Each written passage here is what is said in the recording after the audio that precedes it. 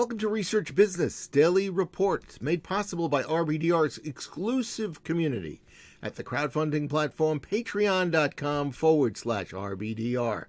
I'm Bob Lederer, for 25 years the respected voice in market research.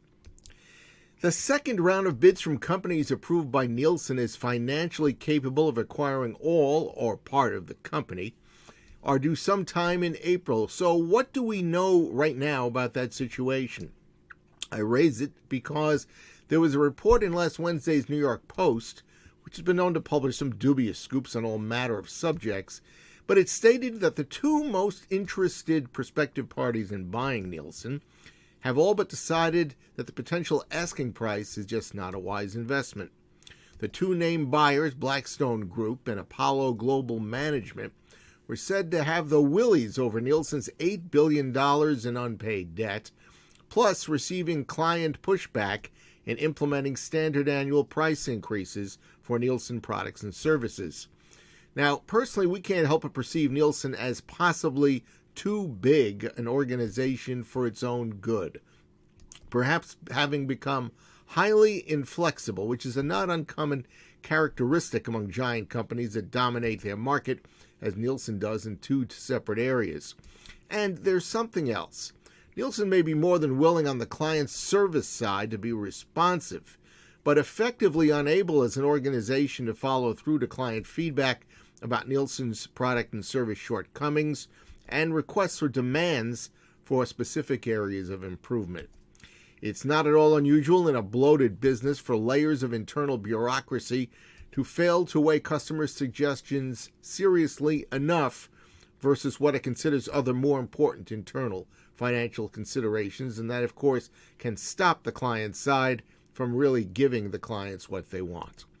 When it comes to client feedback, I must admit, I have never in my life seen customers of any other company go public with their complaints as loudly and as often as Nielsen media customers have time and again during my 25 years in the industry. It's clear that for well over 1 year, Nielsen's two big businesses, the scanner data retailer offerings and TV radio media side, have lost small size slices of business, and who knows if they have a solution to that, which I think is basically coming from many tiny entrepreneurial and flexible and lower price competitors who are continuing to make damaging financial inroads.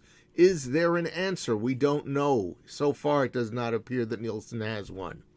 I spoke confidentially with a Wall Street analyst about Nielsen, who told me that the new CEO, David Kenny, has quite a reputation as something of a rock star when it comes to making technology work for a business. Kenny, we were told, has interesting plans for Nielsen, either as an independent entity or perhaps if he remains in control if the company gets bought. Undoubtedly, he is a positive. The company, though, has made the most sense for a buying situation is Blackstone Group, and that's because of the presence of David Calhoun, who is Nielsen's former CEO and now Blackstone's global head of private equity portfolio operations. But if the reports from the Post are correct and Blackstone is no longer interested, well, it puts a whole new light on the situation. Nielsen's stock lost more than 12% of its value after the report last week, so whether it was true or not, it did inflict financial damage. The amenable analyst who spoke with me noticed that Kantar's availability for acquisition may also be a factor and impacting negatively Nielsen's chances of a sale at the price they would like to get. And he noted that Nielsen is not an expensive information company when it comes to a stock, and that its situation could immensely improve if it's given some time to do so. That more money will go into the pockets of Nielsen shareholders, I was told, if the business is sold piecemeal versus as a complete organization. And I was also led to believe that April may end without a deal. There are other companies, of course, aside from Blackstone and Apollo. Maybe they'll get a good deal, maybe they won't. But Nielsen could find itself remaining independent, reorganizing itself under David Kenny's watchful eye. Time will tell. That's your Research Business Daily Report. Has been made possible by members of our exclusive community on the crowdfunding platform patreon.com/RBDR. Our video series is produced thanks to the interest and the support of those who watch our videos, which, as many of you know, are produced Monday through Thursday of most weeks.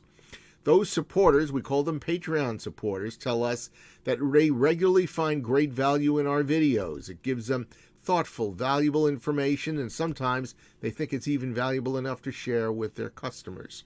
And we trust that that is the case for many of you out there who have not yet become an RBDR patron. We've got 45 weeks of reports coming this year, so you know you're going to get a lot of information sent to you directly. And we hope that that is reason enough for you to visit patreon.com/RBDR. And once you get there, you can select whatever comfortable level of patronage works for you.